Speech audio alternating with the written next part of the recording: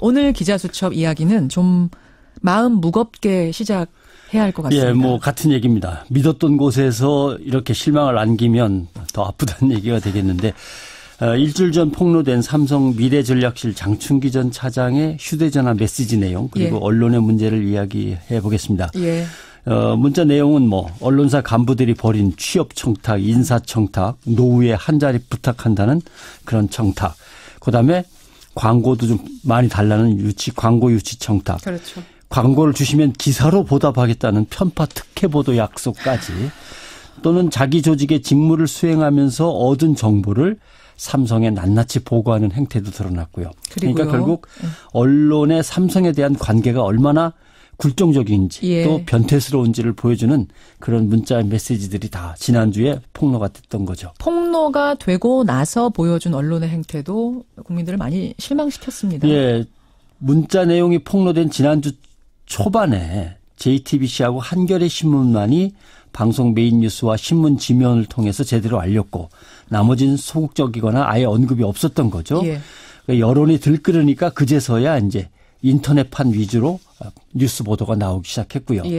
그런 와중에 뭐 공영방송도 소식을 전하긴 전했는데 언론사 간부들의 청탁 문자가 김영란 법상 위법은 아니라 처벌은 안 된다 뭐 이런 내용을 내서 이걸 보도를 했다고 봐야 되는 건지 좀 애매하기도 했고 또 이 폭로 내용은 사건 초반에 포털 네이버 메인에는 한 번도 노출되지 않았다는 민원연 모니터 보고 내용이 보도가 되면서 야 재벌 기업과 언론의 유착 그리고 그 둘이 결합된 힘이 정말 크구나 이런 걸 이제 다들 느끼게 했고요.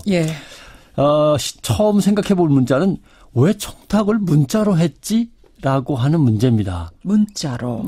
문자는 사실은 흔적도 남고 받는 사람 입장에서는 좀 무성의한 태도로 여겨질 수도 있을 텐데 왜 문자일까란 의문. 어려운 부탁하면 만나서 해야 되는 거 아닌가요? 그러게요. 그래서 문자는 틀에 이렇게 딱 매이게 되고 딱딱할 수밖에 없습니다. 표현도 조심스럽게 해야 되고 그렇다면은 식사는 함께 합시다. 또는 골프 칩시다 하면서 골프장 사우나에서 은밀하게 벌어진 그동안의 숱한 거래들은 도대체 얼마나 될까? 바로 그겁니다. 그러니까 문자가 이 정도라면 그 문자가 다겠는가? 그렇죠. 그 다음에 이 언론사 간부들이 그런 걸 어디서 배웠을까? 어디서요? 자기 선배한테 배웠을 거고 그 선배는 그 선배한테 배웠을 거고 이게 관행으로 굳어져 있는데 그럼 그동안 대체 무슨 일이 얼마나 많이 벌어진 걸까? 이렇게 따질 때 한국 언론이 금권에 얼마나 휘둘려 오면서 자기의 본 모습을 잃어온 걸까? 이렇게 보면 지금 폭로된 이 행태는 하나의 언론 적폐 게이트로 봐야 된다라는 생각을 하게 되는 거죠. 왜 그렇게 언론사 간부들이 비굴하게 대기업에 목을 매는 걸까? 신문의 경우를 본다면 독자에게 신문을 팔아서 버는 수익은 한 10% 선입니다. 그러니까 나머지는 전부 다 광고 수입이죠. 광고 90%는. 그 90%에 이르는 광고 수입 중에 수십 %는 다 삼성에서 나오게 돼 있습니다. 삼성전자, 삼성물산, 삼성 자회사들 많으니까. 그러니까 언론의 삼성을 향한 구애는 거의 뭐 생존의 문제이기도 한 거죠. 그러나 그거는 정당한 마케팅과 삼성이 나름대로 보람으로 생각하고 광고나 협찬을 줄 만한 프로젝트를 가지고 가서 부탁하는 거지. 물론이죠. 이번 사건은 아주 사적인 청탁도 있고 광고와 보도의 독립성을 맞바꾸겠다는 당당한 제안까지 있고. 그래서 결국 충격적이죠. 결국 언론사의 특정 간부들은 삼성을 통해서 회사 수익을 올리면서 자기 자리를 확보하고 승진의 기회를 누리고 아니면 퇴직 후에 삼성에서 한 자리 얻을 수 있는 노후 보장으로 삼성에 접근하는 통로를 삼고 삼성에 몸 담았다는 걸 빌미로 해서 다음 관련 업체, 협력 업체로 또 한 자리 얻어가고 쏠쏠하게 챙길 수 있는 인사청탁도 있고 또 어떻게 보면 그런 인사청탁을 챙겨주면서 중개 이익을 얻었을 가능성도 있고. 브로커 역할을 한 거예요. 그렇죠. 그래서 이런 것들이 얼마나 오랫동안 얼마나 유착된 관계 속에서 변태스럽게 진행됐는가에 대해서 아무튼 이건 게이트로 봐야 될 거다라는 생각을 하게 되는 거죠. 저는 요즘 자다가도 벌떡 일어날 정도입니다. 이걸 생각하면. 그러신가요? 너무 수치스럽고 저는 어떻게 이런 일이 있을 수가 있지? 어떻게 내가 방송을 해야 되나라는 그야말로 요새 말로 자괴감이 들 정도로 부끄러운 일입니다. 예.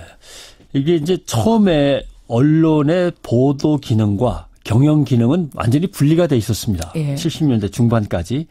그런데 70년대 중반에 동아일보와 조선일보의 박정희 정권에서 강제적으로 소신 있는 기자들을 해직시키고 편집 보도국을 위축시키면서 그 뒤로는 경영진이 편집국 보도국을 마음대로 드나들면서 경영진이 이제 편집 보도의 중립성, 독립성을 훼손하기 시작했죠. 아하.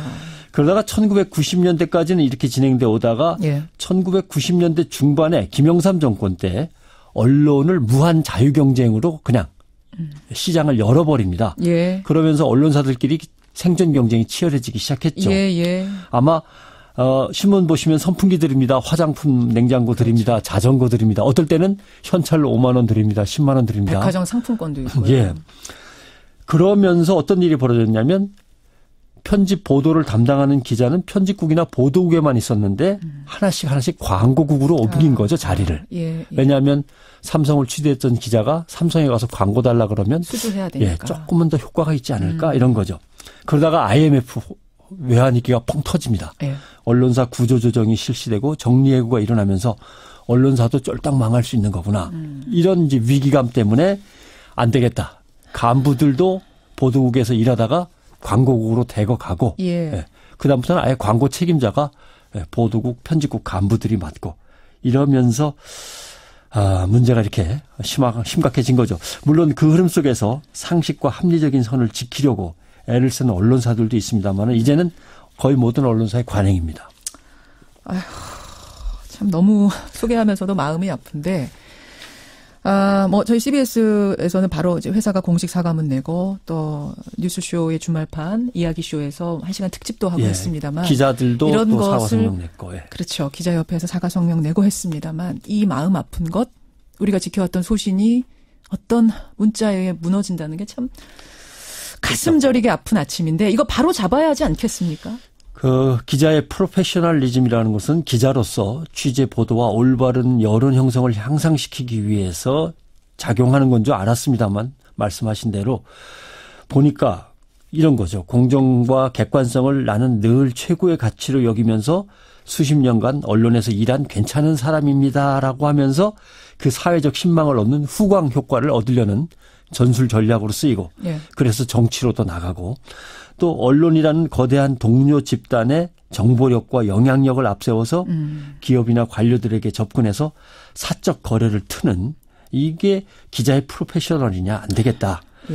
그래서 결국은 기자협회나 관훈클럽이나 방송기자클럽이나 이제 회원 관리를 다시 생각해 봐야겠다. 지금 시스템은 회원사 체제거든요. 그러니까 회원사의 기자들은 모두 다 자동 그렇죠. 회원인 거예요. CBS가 가입하면 CBS 회원사는 다 들어오는 거고 CBS 기자들은 기자협회도 마찬가지입니다.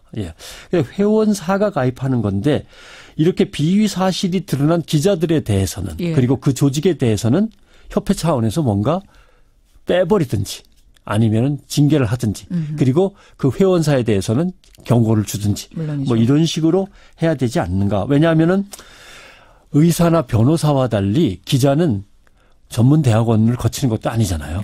그렇죠. 또 신문 방송학을 반드시 전공해야 되는 것도 전혀 아니고. 그다음에 자격 시험이 있는 것도 아닙니다. 그러니까 언론사마다 그냥 각각의 시험이 있을 뿐이니까. 그냥 아니면 면접만 보고 들어오는 경우도 있는 거고.